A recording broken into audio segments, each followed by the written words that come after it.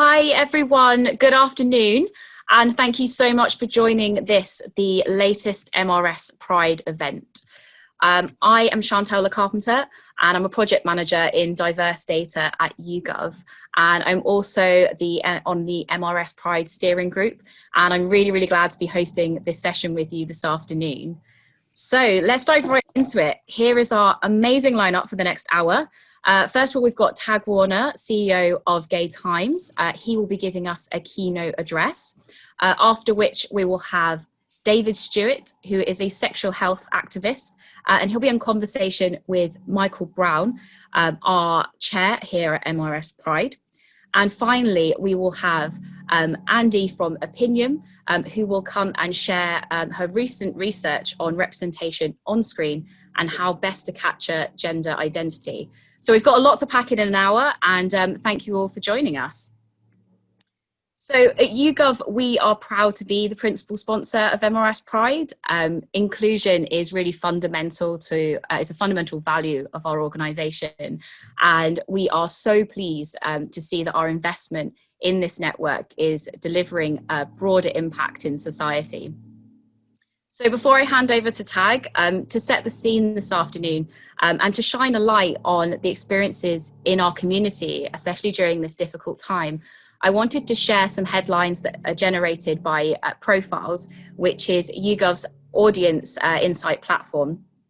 I must also apologise as well if you can hear a buzzing sound in the background. Our neighbours are both having their kitchens done, so please bear with me. I'm not being attacked by bees. So Profiles is powered by over 300,000 respondents, and it really allows us to drill down into these minority groups. And I'm so glad that our data allows us to be able to do that because it's so great. We're really proud of the work that we do. And so for maximum robustness, the data I'm about to show you, we focused these reads on lesbian, bisexual and gay people. So LGBT people are significantly likely to be living with mental health conditions, particularly anxiety and depression, which may not come as a massive surprise. So this time has been uniquely different for our community. We've been significantly more likely to be worried about our finances and job security during the past few months than the general population. And we're also more likely to think that the situation is getting worse. So as an industry, we need to be thinking about what we can do to support our LGBT staff at this time, reaching out to one another and starting conversations. Not only that, but it's a really scary time to be joining the job market for anyone. But how can we make sure that LGBT applicants feel comfortable when they're interviewing with us? But it's also time to do research, which you'll have no surprise that I'm saying that. But what does your organisation need to know about your customers, about your users who are of a minority or underrepresented group? And what power do you have to help them right now in these very difficult circumstances that are uniquely hurting the LGBT community? So I hope some of the discussions today inspire you and spark some conversations both at home and within your organisations. I also wanted to give you a quick glance at what's coming up from MRS Pride. This week, we are launching the first episode of Outsights, as opposed to Insights, the MRS Pride podcast, hosted and produced by my fellow committee members, Josephine Handsome and Sabrina Qureshi. The podcast will feature standout studies into the LGBT plus community and people from that community too. So please keep an eye and an ear out for that one. And there's also some news coming out up at the MRS Awards. Today, the shortlist for the MRS Pride Convened Award for Inclusive Research was announced. This is the first time we've run this award. Congratulations to all of those shortlisted. We've had so many submissions, which is really encouraging given that this is the award's inaugural year. We initiated this award in order to help build more momentum around research that gives a voice to minorities, and it's really clear from the quality of the submissions that there is a lot of excellent work going on in this space. YouGov, we are very, very proud to sponsor this award, and best of luck to all of those shortlisted agencies. It's really, really great. And looking further ahead as well, so in the first quarter of next year, we will be publishing the largest ever study on LGBTQ plus people in the UK. This will be the result of a collaboration between MRS Pride, also advertising, and YouGov. So lots of hard work has gone into that. And so I really can't wait to see it come to life. There is so much data and so many dedicated people working on it. Finally, and importantly, we are planning to hold an MRS Pride event focusing on trans identity and the trans experience. This will be our latest act of support for the trans community, which will be a strategic priority for MRS Pride in 2021. If there is any content that you'd like to contribute to this crucial event, please do get in touch. And similarly, if you'd like to find out more about MRS Pride and get involved, please do get in touch with us and any of the committee members. The only reason that we're able to succeed and do more things in more areas is because of you guys getting involved. So really, really welcome any and all contributions. So thank you very much. Let's get started. I'll hand over now to Tag Warner, who leads Gay Times. Since Tag was appointed CEO last year, Gay Times has seen a step change in its momentum and engagement, stepping up as an iconic global platform for LGBTQ plus culture and elevating diverse parts of the community. Thank you so much for being with us today, Tag, and over to you. Cool, thank you, and thanks for the introduction. That's really a nice way of summarising Gay Times. Hi everybody, if you don't know me, I am Tag. I'm the CEO of Gay Times Group. So it was really nice to be asked to speak today. I don't do these that often. I find it sometimes a bit weird talking about myself, my own journey, but I thought it would be a nice group of like friendly people to speak to. And I'm sure there's a lot of kind of similarities between us and our experiences. And I don't really know necessarily what to speak about, but we had a chat, Mike and I, before, and he was kind of saying, just talk about your journey and experience. And I actually thought, as I started talking about it and writing things down, there's probably some things that, again, I'm sure we all share in common. So I thought I'd kind of just go through a bit of a very abbreviated history of how I got to this point and answer kind of some key questions that I get asked a lot, because it's great being in my role and my position. I'm really fortunate. I love it. I also get a lot of correspondence, whether it's emails or DMs or whatever it might be. And I get asked the same questions quite regularly. So I thought it might be interesting to kind of pick out some of those and run through them. So I kind of wanted to speak a little bit about a bit of a lesson in branding and how the world sees you. I think fundamentally as people, especially as LGBTQ people, we want to feel heard, understood, and valued. And that's really why I work at Gay Times. I really believe in that, and I want to try and create an organization that allows people to have that feeling of being heard and understood and valued in as many different ways as possible. And as I said, I get so many questions or comments from people saying, I've read this piece of content that you did, or I saw something that Gay Times talked about. And these aren't often people in the UK, they're people all around the world who feel impacted in some way and feel like they were heard and they were seen in some respect. But my journey to that point individually is not a linear path. It was very, very rocky and full of obstacles. So I kind of learned to this point that we all have that direct ability to change how we're heard and understood as individuals. Because it wasn't so long ago, about 3-4 years, that I was a very sad consultant.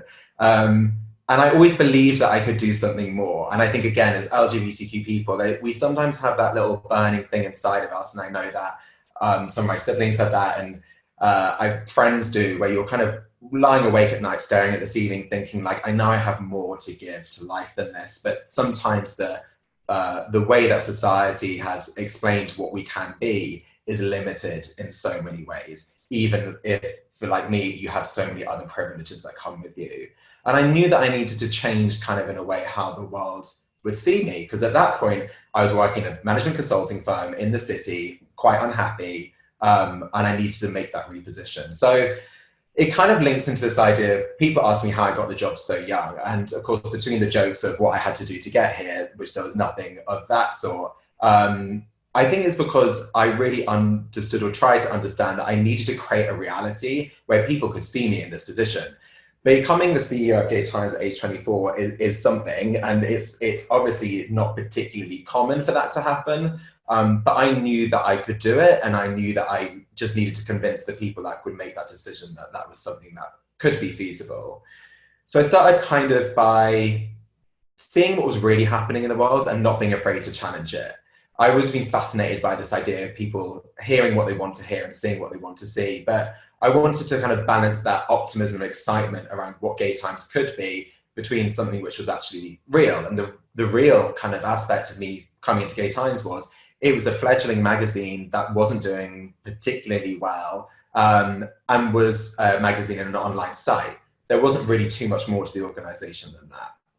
So of course, between the 7 days a week of kind of like hard work, sweat and sleepless nights and anxiety, creating a bit of that reality for other people to help me get into that position, along with a load of privilege, of course, was how I managed to get myself into a position where I felt like it could make a difference.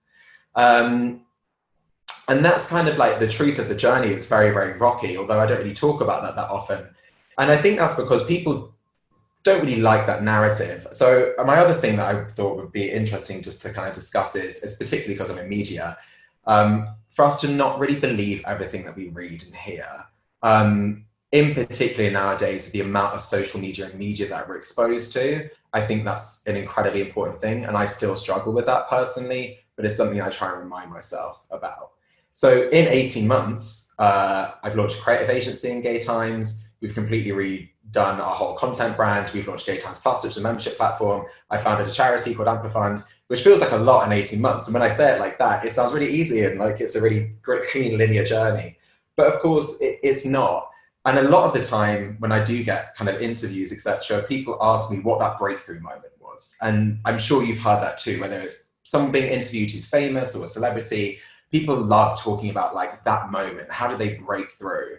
And because I get that exposure in this role to see those individuals themselves, that breakthrough moment, to be totally honest, never really exists. There never is that real moment. You might have an accelerated period of change in your life, but a lot of the time, there's no silver bullet. It doesn't really exist. And really, progress that we all make in our own careers and our lives and as people and as communities is lots and lots of tiny little blocks building up to create stronger foundations that we can then build upon over time.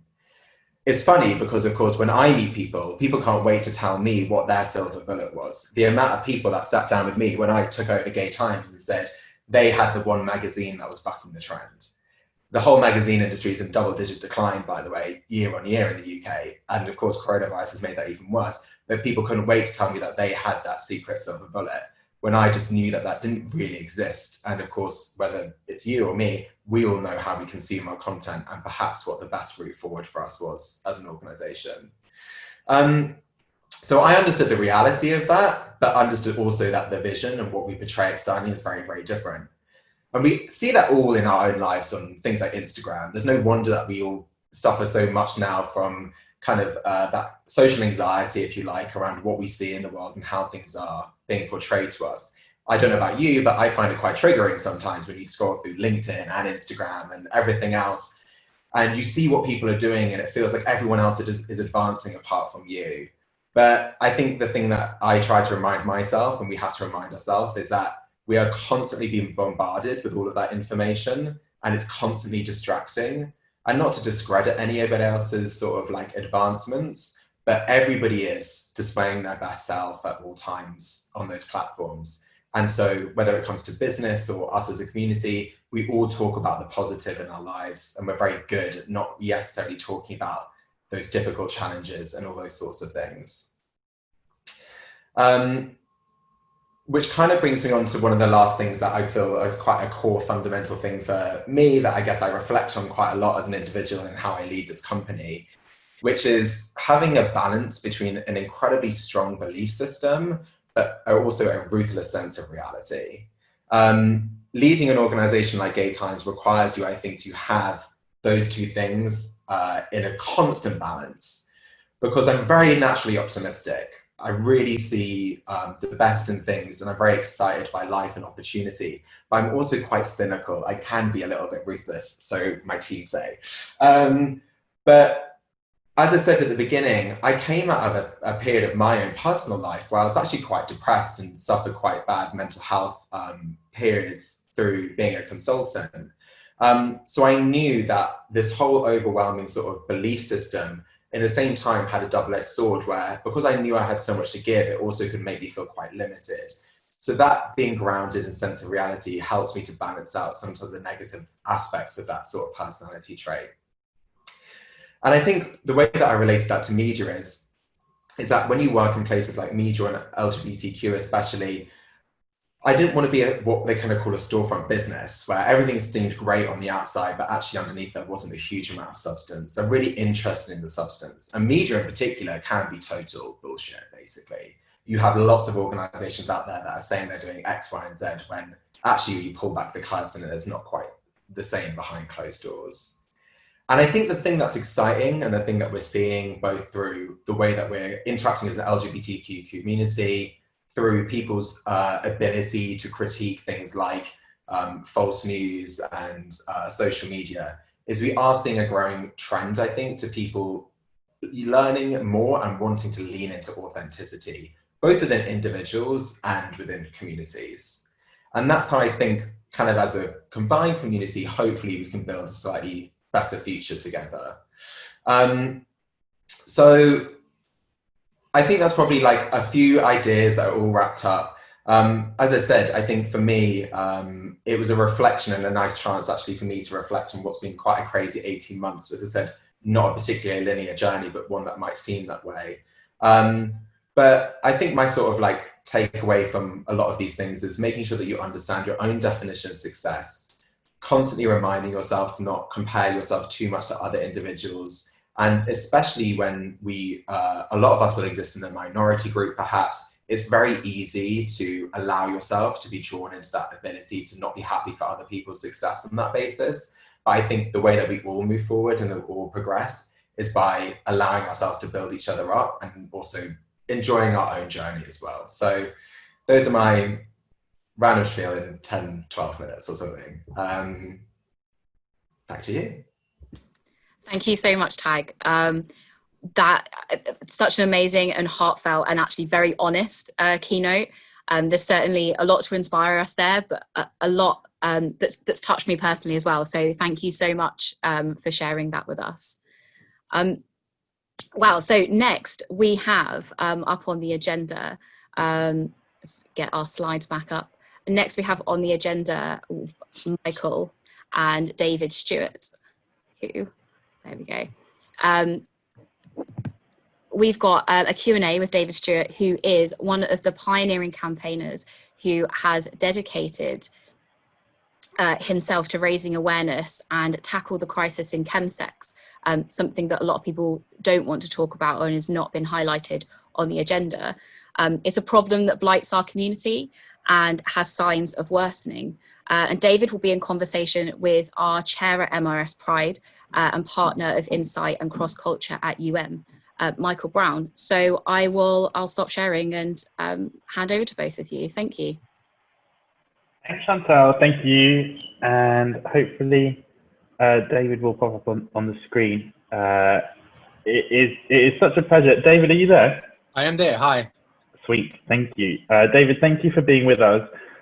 I'm so happy that you're a part of this event.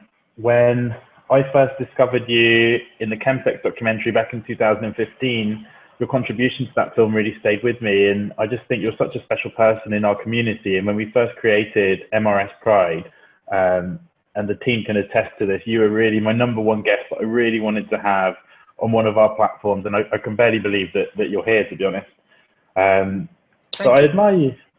Thank you. I admire you that much, David, because you're such a committed and I think quite a lonely voice in calling for greater understanding and awareness of chemsex and, you know, really tackling a health crisis that is barely understood and hardly gets any prominence or airtime in society.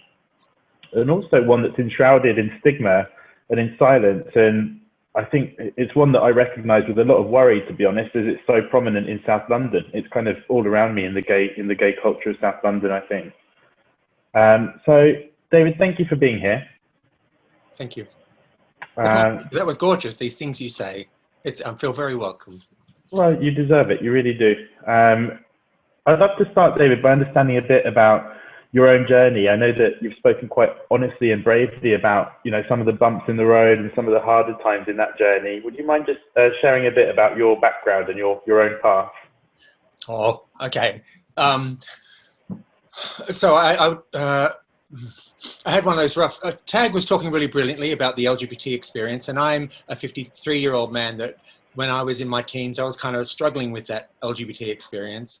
And that was a whole other journey, but also the gay sex experience. I'm talking about sex in bed. That was kind of challenging too. And I saw that as a separate kind of issue, because my problems associated with identifying as a member of the LGBT community and society was one issue that I also medicated with my own drug use. But there was also my gay sex experience as things were happening, like the AIDS epidemic, as Gaydar and Grindr were coming about, and as gay sex, which had been very much a disgusting thing according to society, was starting to emerge differently, and gay communities were trying to reclaim gay sex as not a disgusting, sexy sex act, but something kind of. No, so I ramble. So how did I get into it? I'm trying to avoid saying I was doing a whole lot of drugs in my 20s and 30s, and I was at the cutting edge in my use of some new trends that were happening. In my 20s, I was doing ecstasy, cocaine, and MDMA, like loads of my gay, brothers and siblings, and it was fun. Didn't lead to a lot of harm. There weren't a whole lot of gay men rushing to emergency services or drug services because the ecstasy was causing overdoses or making them act violently or anything like this. But there were some new drugs coming about, and they were methamphetamine, GHB or GBL, and they were really being very, very focused and uptaken by gay men, and propagated and sold via sort of drug selling networks on Grindr and apps. These two elements were creating a kind of new epidemic, and I was right there banging in the middle of all of that. And so I didn't really choose to sort of get into this work. I just did a whole lot of drugs. I got into trouble. I got arrested for dealing drugs, which is the cycle a lot of people who use drugs get swept up in. And after I was arrested, and I thought, what do I do now? And I didn't really know. I just started volunteering, and then got very angry that there were no chemsex specific services. I kept being shoved towards heroin addiction clinics, and where the culture in those services were for people whose use was about crime and sort of street homelessness and all that kind of stuff. And that wasn't how I was using, and the people in those clinics didn't know how to help me. So that's my journey and how I ended up accidentally being this loud. Thank you, David. Thank you. And you're actually credited with having created, I guess, coined the word chemsex as a term. Just for the benefit of anybody who might be tuned in, how would you describe it? What is chemsex? Okay, so there have been a number of different drug use epidemics throughout history, and they all have different cultural manifestations, presentations, and in research, we really need to understand this stuff. For instance, there was an opium epidemic amongst Asian Americans in the 1900s in California. A lot of people from Asia traveled for the gold rush in California, and they brought opium with them, which hadn't organically been very available in the United States. And so an opium epidemic began at the turn of the century, which manifested as a lot of Asian Americans being affected disproportionately by addiction to opium. And if we were going to help them or understand that drug use epidemic, you have to understand the culture of it, the experience of being a new Asian person in this country, of racism and how that existed in 1900. And if it was the way crack cocaine was disproportionately affecting African Americans, Black Americans in the 70s. And if you're going to address and understand that drug use epidemic, you'd have to understand the way the criminal justice system was unjust and racist, in fact, and driven as part of an agenda by presidents who saw crack cocaine as a black man's problem and were very much on an agenda of awful injustices. And if you wanted to understand that drug use epidemic, you have to get that culture of it. And remember, the opium affects people differently than crack cocaine does. And we currently have the what we know in our drug services is sort of heroin clinics. We have methamphetamine clinics, not so much here, but in America and in Australia as well, where meth is used quite widely. But the modern drug use clinics are about a culture of street homelessness and crime and alcoholism, all drugs which are very much associated with trauma and very poor experiences of growing up and being cared for. Now we have chemsex, and it's a different kind of drug use epidemic again. Chemsex defines the use, it's a gay cultural epidemic about gay men. That includes, other men who have sex with men, including trans people, but it's online hookup culture in the context of gay sex, in the context of an HIV epidemic, in the context of gay sexual liberation being emerging and defining. So it's crystal methamphetamine, methadone and G being used in online hookup cultures associated with sort of gay sex culture. That's chemsex. Thank you. And you work with it, I guess, in your day-to-day, I think. And would you mind telling us a bit about what that day-to-day looks like? Sure. So I've got a paid job, which is I work in a sexual health and HIV clinic, which is specifically looking after the people who need help, who particularly where their drug use is impacting sexual health and HIV, because that's what kind of defines chemsex very differently from other kinds of drug use epidemics. So most of the most obvious consequences of chemsex is sexual health, sexually transmitted infections, HIV transmission, things like that. It's all manageable, but it needs to be manageable in the right space. So I work in a sexual health and HIV clinic where I do chemsex support, like a drugs counsellor. In addition to that, as chemsex becomes very prevalent in many big cities around the world, a lot of the public health organisations there and community groups are kind of needing help understanding how is this different to why aren't our drug services helping our gay men? Why can't we teach straight people to understand gay sex culture better so that they can do better chemsex support? Why is this not working?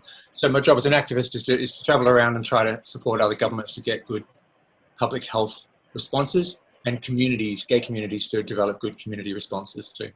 Thanks, David. And in those chats, I suppose, with your clients or with your patients, what, I was thinking about this in the context of research. They're almost, I suppose, like death interviews in a way, kind of that's what we would call a kind of one-on-one research interview, trying to understand, I suppose, where behaviors are coming from. And I'd love to know if there's any kind of recurring root themes or causes that sit behind that ultimate behavior of engaging in chemsex.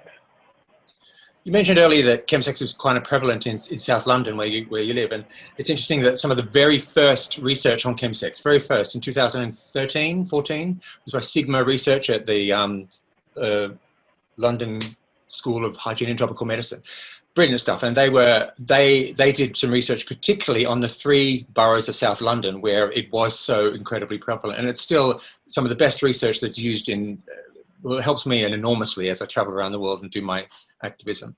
But some of the themes are, in some ways, it's just drug use. But some of the themes are, drugs serve different purposes in our lives. Sometimes you just need to medicate trauma. Sometimes you need to medicate boredom. Sometimes you need to medicate an inability to have fun. Sometimes you need to medicate hyperactivity, so you want to calm yourself down. Drugs serve a particular purpose. Sometimes it's just to enhance pleasure. Now, when people are struggling to enjoy gay sex, for instance, if you're having sex, but you, let's say you're the bottom and you're being the bottom in bed, and that should be a pleasurable experience. But a lot of people my age have had struggle with there's other voices in your head saying, don't be the bottom, you're meant to be masculine on top. You're not allowed to be effeminate.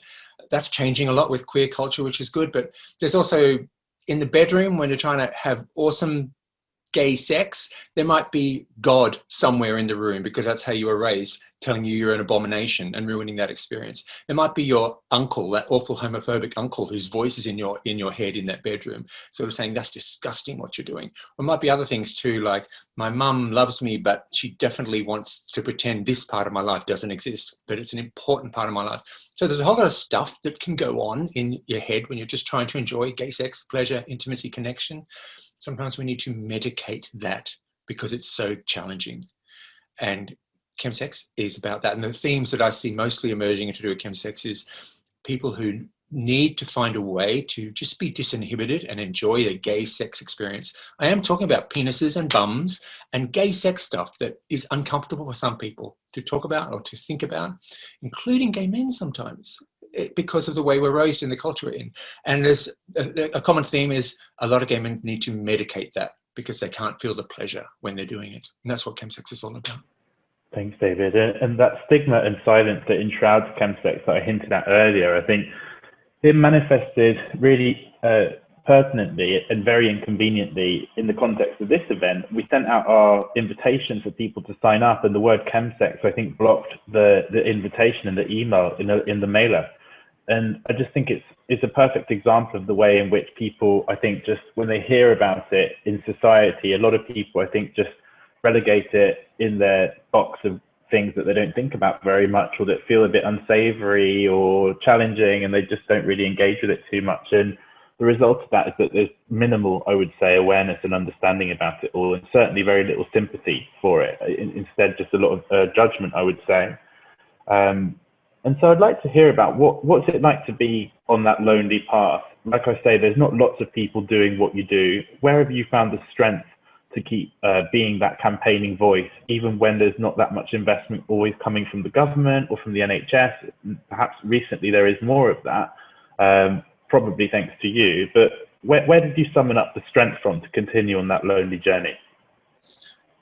You make it kind of sound kind of heroic, like this lonely champion fighting against all the odds. It doesn't feel like that to me, because I'm surrounded by loads and loads of support. London has had this amazing, I mean, yes, there are, in the early days, it was difficult, you know, I was screaming about it, and it was harder, but the chemsex documentary, which a lot of people did like, a lot of people didn't like, but it certainly raised awareness, which is the point.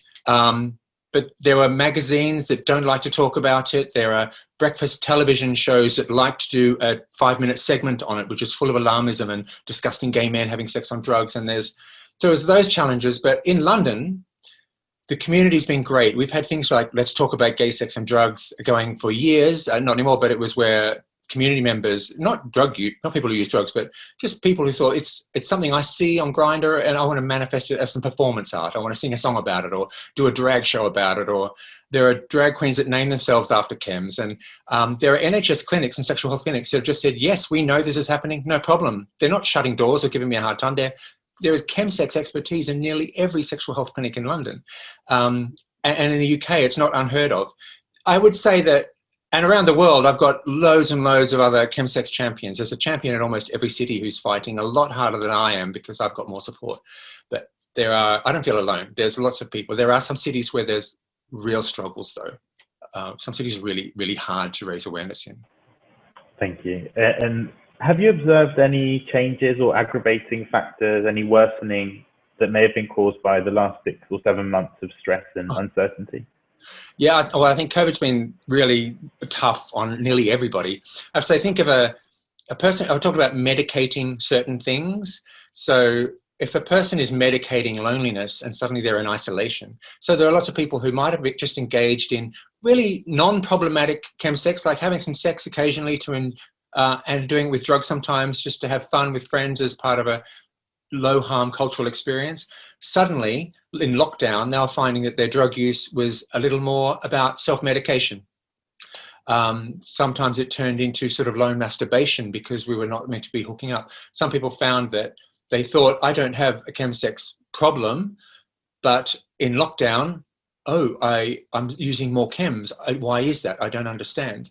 And then there's some people who did sort of think they had a chemsex problem, but then as soon as we were told to stop hooking up and stay home and isolate, then we thought, I can do that. I don't have a problem. That's not a struggle for me. I don't need help with this. And so it was a nice learning experience that, I do have control after all. So it's been hard, but mostly my heart goes out to people who really need connection to other people and even need drugs to do it, or people who need to medicate being alone with their thoughts in their room, and they've got lots of other tools to manage that kind of mental health and that loneliness, that haven't been drugs, but now they need the drugs to do it because they don't have access to those other communities or people. Thanks, David. And just coming back onto the theme of research. So you mentioned that there's not oodles of research, and that there was some commissioned by the South London councils who have presumably pooled their resource in order to get that research off the ground. And we've definitely found through MRS Pride that cause-led organisations can really struggle to find the investment to get research created. And I think, for you to try and drive awareness, a big part of that is to come up with new knowledge and new insights to engage people with and get people to reappraise and learn. How do you deal with that? And can you see it's getting better? Like, is there much research? Is there more research nowadays than there was before? Okay, so it was really crucial to me in the beginning. So before there was much awareness about chemsex, and there was no chemsex support service, for instance, people were saying, well, if the people that need help with chemsex, we don't need to do research or do anything new or change anything. They can go to a drug service. We've got lots of them, they're fine. And I'm like, no, because we need to do if you're not talking about gay sex, then you can't really help with the chemsex problem. Also other things, like if a person has been having sex for 3 days on drugs and they're part of a high-risk HIV community, then it's standard risk assessment for chemsex to ask someone, have you had sex in the last 3 days with someone who might have been HIV and infectious? Because we need to give you a medicine now that will prevent you from becoming HIV positive. That's like one of the first major risk assessments you would do when someone has had a 3-day chemsex episode. And that conversation and the medicine isn't even available in almost any drug services that I'm aware of. It's a very different cultural thing. So the very first thing I needed was research that proved that chemsex, amongst all the other problems that it can cause, is absolutely linked to HIV acquisition and transmission and the increase of HIV prevalence in our cities. Without that research, the sexual health clinics and the HIV sector would not have adopted chemsex as a public health issue and funded it. It absolutely had to exist. And there are problems. If a naive person, naive of chemsex, was going to research or read some research about chemsex, then the first thing they might see about gay men and drugs is that poppers, amyl nitrate, is the most commonly used drug by gay men. And they might think, oh my God, that's where we need to focus our research. But in fact, that's one of the most harmful drugs that gay men can use. It's used in much larger numbers than all other drugs, but it's very rarely responsible for any kind of death or harm or anything at all. Same as kind of ecstasy, it has some harms associated with, but compared to crystal meth, it's nothing. So you really need the cultural understanding of drugs and how they affect you, of what the definition of chemsex is. And of course, there is lots of research about chemsex that says that marijuana used by heterosexual women in the sexual context is chemsex too. But again, that's not driving a whole lot of heterosexual women to harm or deaths or overdoses or emergency centres. So having a cultural understanding of what chemsex is and doing the research in a very culturally competent way, and also seeking out the research you need that is culturally competent too. Super interesting, David. So thank you. I'm very mindful of the time. I'm going to ask you my final question. It's a very big question. It's an unfair one, really, but a shorter answer as is fair. On average, 2 people a month die of chemsex-related reasons in the UK.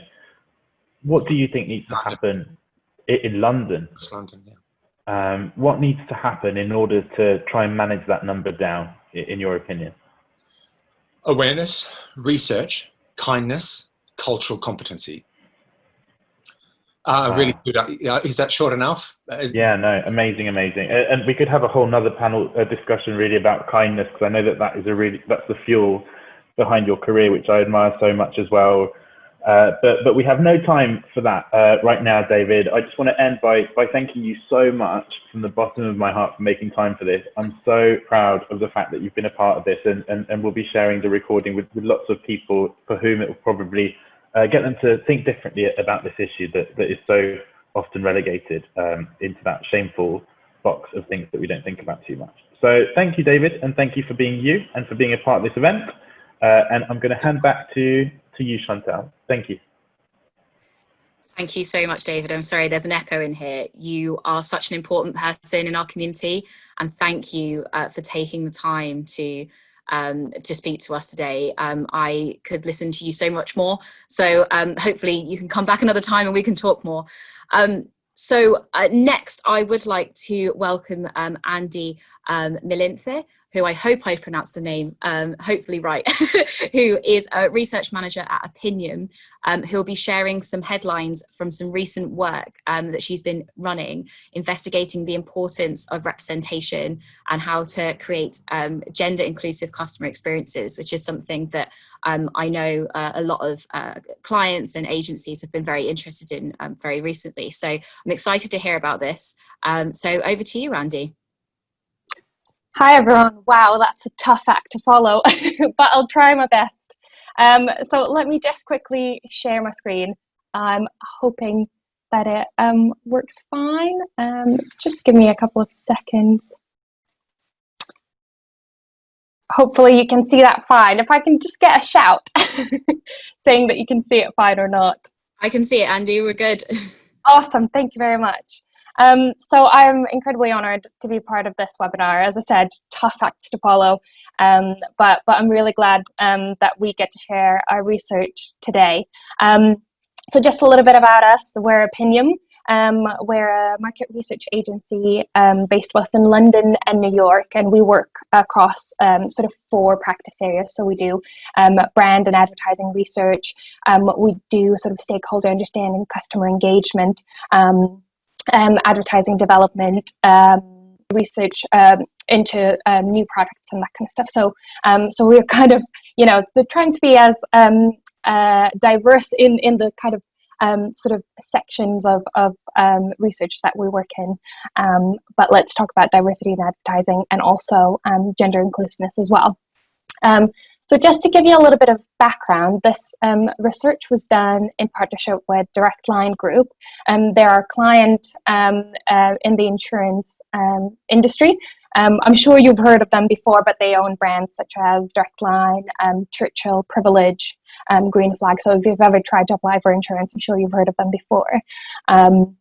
And one of their sort of key pillars moving forward in terms of the ways that they want to improve is really sort of tackling discrimination in the industry, and also just fostering an environment that is more sort of diverse and inclusive. And because they understand and they're quite aware of the fact that advertising and the insurance sort of sector in general have often been perhaps not the most inclusive and not the most representative in the UK in terms of, you know, when looking at race or disability or sexuality or class. So they really wanted to do some research to try and understand try and understand diversity and inclusivity a little bit more, and then take steps to sort of become better and become more representative. So I'll talk about 2 different pieces of research that we did with Direct Line. The first one is an advertising tracker, which we have been running this year. So we do sort of 2 waves a year, and it's all about understanding how representation of different groups is seen in advertising in general across all sectors. And then also a study which was done on gender inclusiveness, which was all about understanding how the gender question affects people when they see it on an application form, and also how seeing titles such as Mrs. or Mr. On a piece of communication makes them feel as well, and how that can impact consideration of an insurance brand. So to start with, I'll talk about the diversity in advertising tracker, which, as I mentioned, is all about sort of keeping a finger on the pulse of a representation of different groups in the advertising industry. So just a little bit of sort of methodological background info. So this tracker has been running this past year, so it's our first year doing it. We do 2 waves a year, and it's with 2,000 TV viewers, a nationally representative sample, plus some boosts of LGBTQ plus and BAME respondents, because let's be honest, because we're talking about representation and diversity, we really need to speak to the groups that are most affected, so that we really understand how they feel rather than just the entire UK population.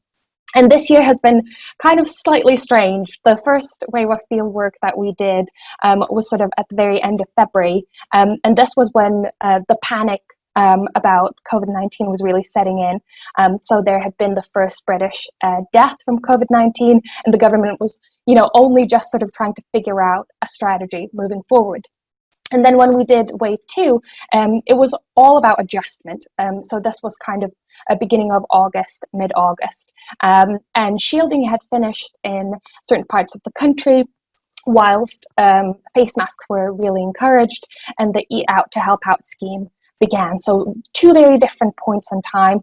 First, sort of a sense of panic, and then second, sort of a sense of adjustment. So we'll see how that impacts results.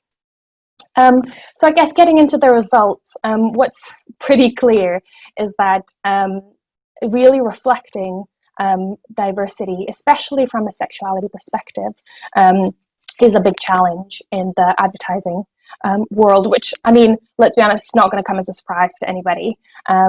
What's interesting is that, 2/3 of the UK population believe that it is important for different groups to be well represented in society, and that grows to 82% amongst the LGBTQ plus community.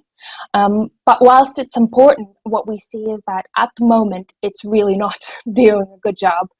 So when we ask people about how TV advertising reflects British society as a whole, 42% of the UK population say that it's doing a good job, and 45% of the LGBTQ plus community. You might be wondering why the number amongst the LGBTQ plus community is slightly higher.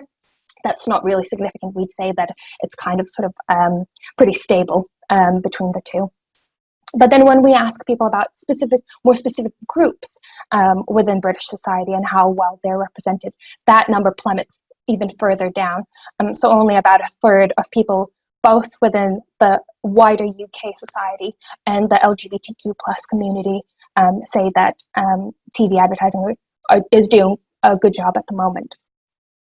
And that's actually within the LGBTQ plus community, that's actually gone down from March as well, as the focus shifted to COVID.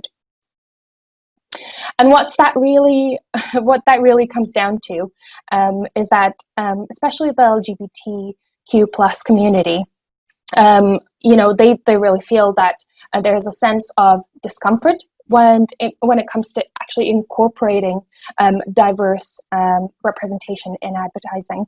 There's pushback where the more conservative parts of society may feel, uncomfortable, and as a result, we see, letters being sent into the BBC about a, same-sex dancing couple or whatever. So there's really sort of a sense of pushback and discomfort. And at times when there is diversity in terms of sexuality incorporated in advertising, it really comes down to 2 things: either A, tokenism, where it's done just as a tick box exercise, and it's once you've done it once, you never have to do it again, or it comes down to stereotyping, where people really feel that it's not representing the way that the LGBTQ community see themselves, and it's really all about those stereotypes and sort of way back when views of the community. And when we look at how those particular communities are being represented, when we actually break it down community by community, and look at how the total UK population and people in that group see advertising and representation of those groups, what's clear is that the LGBTQ community not only feels unrepresented within advertising, it's actually getting worse. So 39% of the UK population believe that the LGBTQ plus community is being represented well, which is less than half. And only 1/3 of that group itself believes that that's true. And actually, when you look at how that red arrow, what it's telling you is that since March, it's actually gone down even further. So things are not looking hyper positive at the moment. and I'm sorry for that downer. But looking at how different sectors are addressing representation of diverse communities in advertising, there are some who are leading the way and sort of are ahead of the curve, and that's particularly the FMCG sector. So that includes food and drink companies, clothing and accessories, cosmetics and personal care. So those are seen as making more of an effort when it comes to including diverse groups in advertising.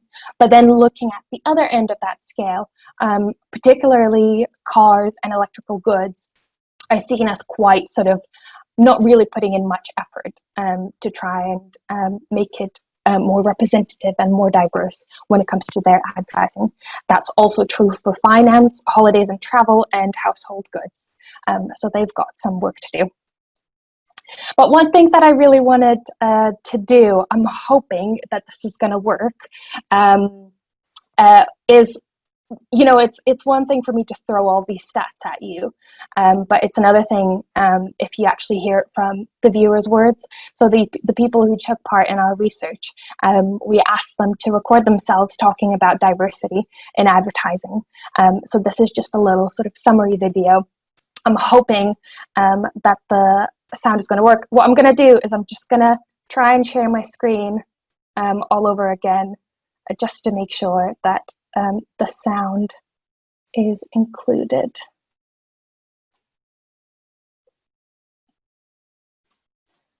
All right, if you don't hear any sound, please, please say, and then we'll just skip over this if that's the case.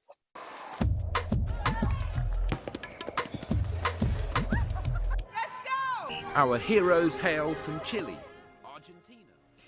I feel a lot of the time advertisers are just including certain groups, not because they want to, but because they feel it makes good business sense to.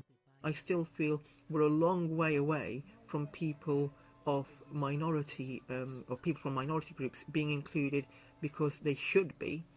I do think that the advertisers try as much as possible to include all members of society, all factions of society. Black, white, Asian. I think it's growing really well. I think they can do a bit more, to be honest. I think everyone can do a bit more. It's all about the product. If you're seeing an advert, it's about the product 100%, not about being inclusive or anything like that. People from LGBT communities, a little bit, but it tends to be all the same kind of imagery. And showing two men together, two women together in their families. So I think there just needs to be a bit more of a diverse change in that, but other than that I think it's pretty well represented. I'll give you an example. I'm a gay man, and occasionally you see gay couples appearing in TV adverts, and I always wonder why. What is it adding to the adverts to do that? Because generally the sort of gay couples that appear in adverts don't look like me, so it doesn't feel that inclusive anyway, to be honest. There's some brands that do it really well. I can think of that old Dove campaign from a little while back, or I really liked, was it This Girl Can, that was talking about all the powerful things that women could do. And there's brands like Nike, and even more recently like Sainsbury's and Tesco's from some of their Christmas campaigns. But I guess what I see is it's not something that all the brands are doing. Like maybe car brands, I think you do see it a bit less, there's not as much representation there, so I think that could possibly be improved. But I think the majority of fashion advertisements are a good standard to go by, and they have good levels of representation. Okay, thank you. All right, so moving forward with the next project that we did, which was all about gender inclusiveness, and it's basically what we wanted to really understand is how people feel about the gender question being asked in forms and applications, and how they feel about seeing, you know, Mr. Mrs. Title at the top of the communications that they receive from their insurance providers. So if you've ever had to apply for insurance, I'm sure you've seen this, that pretty much the first question that you get asked is either what is your gender, with the binary option given, or what is your title. And this is actually becoming more and more problematic, and is kind of not really a part of this modern world anymore, especially as sort of 1 in 14 people in the UK identify as non-binary, and then there's 10% of people who self-report as part of the LGBTQ plus community. And there's a lot of people who also know people in these communities and can appreciate how it might feel.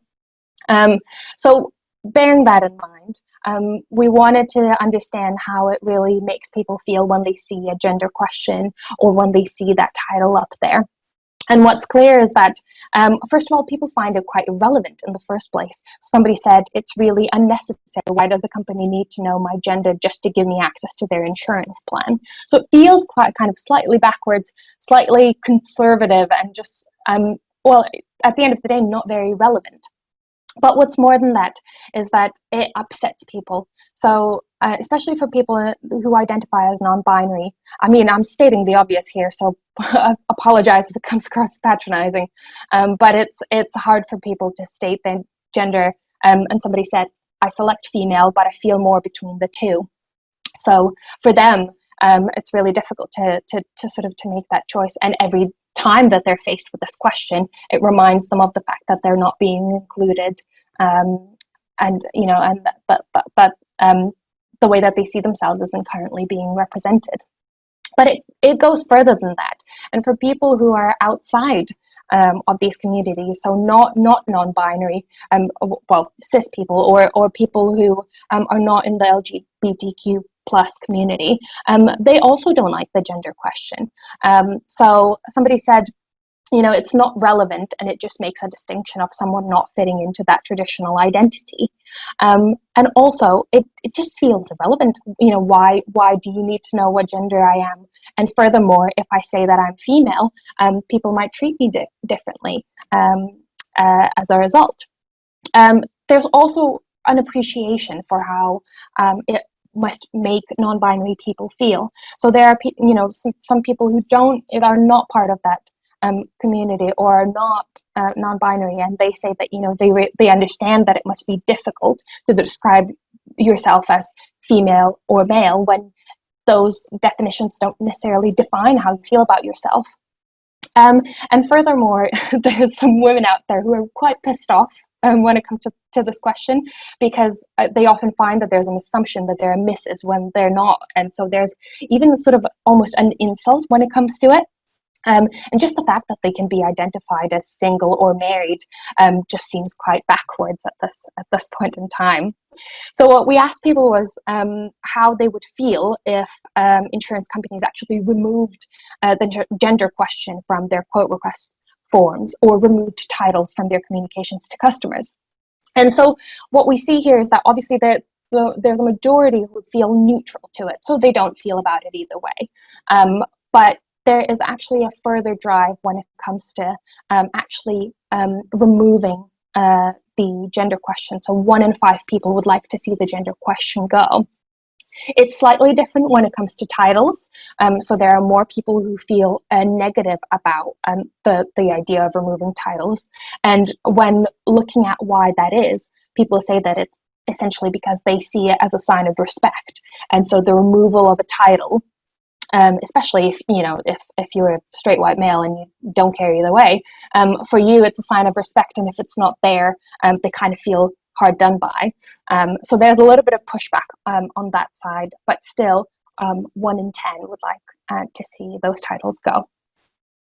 And it's probably not surprising that at the end of the day, this is more relevant to the younger generation.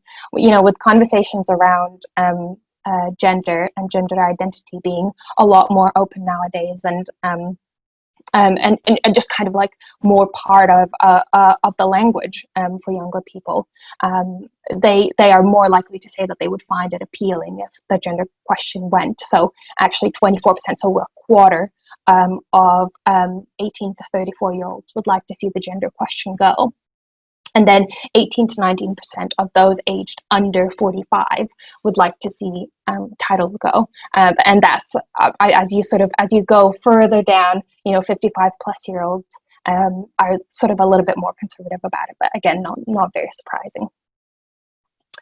And then what we wanted to understand is what is the actual impact on how people see a brand, particularly an insurance company that takes a stand when it comes to gender inclusiveness and gender equality.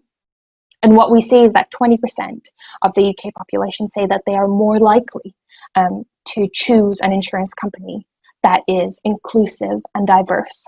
And this actually goes up to 33%. So a third of 18 to 34-year-olds who are more likely to choose an insurance company that takes a stand. And the reason why that is because a brand that chooses to be socially inclusive and really take a stand on it, first of all, it's seen as more responsible, because it's telling people that it cares about society and it cares about its customers. So if it's trying to be more socially inclusive, it must be more responsible. Somebody said, as someone that's gay, I know firsthand that experience of being marginalized by something that really isn't anyone's business, and that at the end of the day, we're all humans. So there's really a human side to a brand that chooses to do so. And it's really just keeping up with the times. So, in today's world where we really feel, hopefully most of us feel more comfortable having these conversations, it's just more correct in this world. It's just the way that things should be. There were also a few people who mentioned that, if they saw a brand that was that was sort of socially inclusive, they would see it. It would have a halo effect on sort of the quality of the service that they thought that they would get from that brand.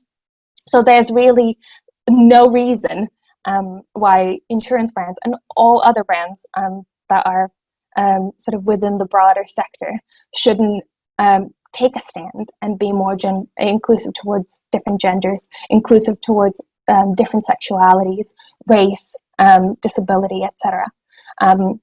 Because this is just really the modern times, and this is what people are now starting to expect from brands. And that is me. Thank you so much, Andy. That was incredible. Thank you for sharing that really important research with us. So I realised that we're just going over time here. So we have had a question. I'd like to wrap up and do a very, very brief Q&A. And by that, I mean 2 questions max. And we've had a really, really great question in from Liam. Thank you, Liam. And this is, I assume, for you, David. For people who know someone addicted to chemsex, what advice would you give them in trying to help or support that person? If somebody wants help, because it doesn't work pushing them into help if they're not ready, but if somebody's looking for help, the best thing you can do is, one, be kind, but leave it to them. But in England, sexual health clinics, I would go there before I'd go to a drug service. So I would go to a sexual health clinic because chemsex is well understood there. In other places in the world, I would find a gay charity or a gay men's testing centre, for instance. They kind of exist almost sort of everywhere, and they're probably a better start than to go to a drug service. But a better start as a friend is just say, what do you want to do about it? Do you want to have a weekend's break? I'll spend the weekend with you. Would you like to do that? That's the best way you can help a friend. That's really valuable, thank you. And I'm sure there will be people in this session right now who really benefit from that advice. So really, thank you, David. I'm going to bring us to a close here because we didn't have any other questions come through. But I just want to say thank you very much again for all of our contributors. We will be sharing this recording for anyone who couldn't make it or if you missed any part of it. And we'll be sharing it on the MRS Pride Twitter account. So please keep an eye out on it. Please do share it, especially if there's any content you'd like people other people to see as well in your organisation.